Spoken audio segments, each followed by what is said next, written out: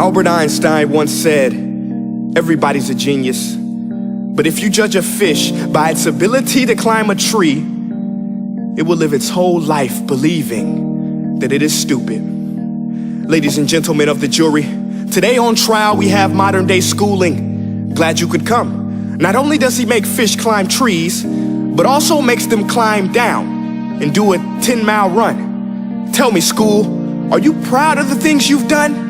Turning millions of people into robots, do you find that fun? Do you realize how many kids relate to that fish swimming upstream in class, never finding their gifts, thinking they are stupid, believing they are useless? Well, the time has come, no more excuses. I call school to the stand and accuse him of killing creativity, individuality, and being intellectually abusive.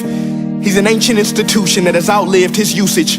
So, Your Honor, this concludes my opening statement, and if I may present the evidence of my case, I will prove it. Proceed. Exhibit A. Here's a modern day phone. Recognize it? Here's a phone from 150 years ago. Big difference, right? Stay with me. Here's a car from today, and here's a car from 150 years ago. Big difference, right? Well, get this. Here's a classroom of today, and here's a class we used 150 years ago. Now, ain't that a shame? In literally more than a century, nothing has changed. Yet you claim to prepare students for the future? But with evidence like that, I must ask, do you prepare students for the future or the past?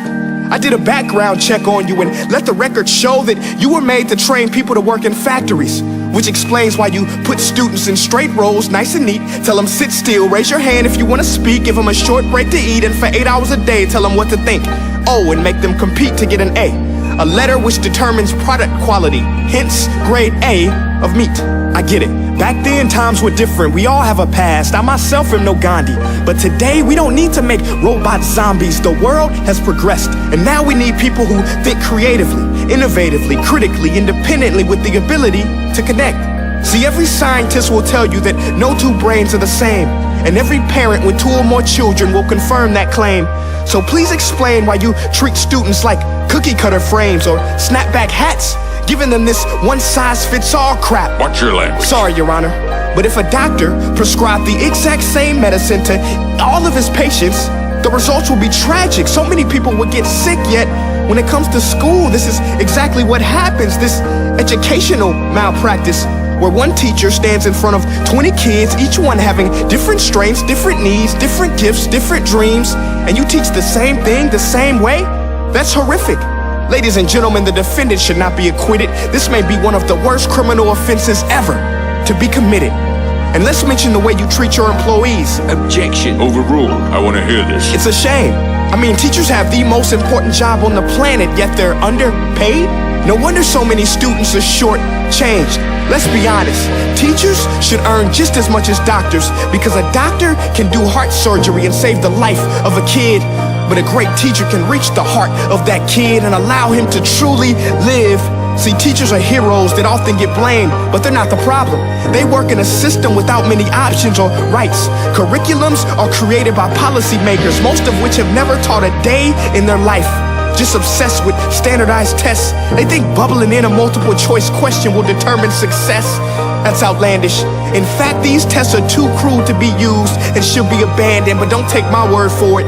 Take Frederick J. Kelly, the man who invented standardized testing, who said, and I quote, "These tests are too cruel to be used and should be abandoned." Ladies and gentlemen of the jury, if we continue down this road, the results will be lethal. I don't have much faith in school, but I do have faith in people. And if we can customize healthcare, cars, and Facebook pages, then it is our duty to do the same for education, to upgrade it, change it, do away with school spirit, because that's useless. Unless we're working to bring the spirit out of each and every student, that should be our task. No more Common Core. Instead, let's reach the core of every heart in every class. Sure, math is important, but no more than art or dance. Let's give every gift an equal chance. I know this sounds like a dream, but countries like Finland are doing impressive things. They have shorter school days. Teachers make a decent wage. Homework is non-existent, and they focus on collaboration instead of competition. But here's the kicker, boys and girls. Their educational system outperforms every other country in the world. Other places like Singapore are succeeding rapidly. Schools like Montessori, programs like Khan Academy, there is no single solution. But let's get moving, because while students may be 20% of our population, they are 100% of our future. So let's attend to their dreams, and there's no telling what we can achieve. This is a world in which I believe, a world where fish are no longer forced to climb trees. I'll rest my case.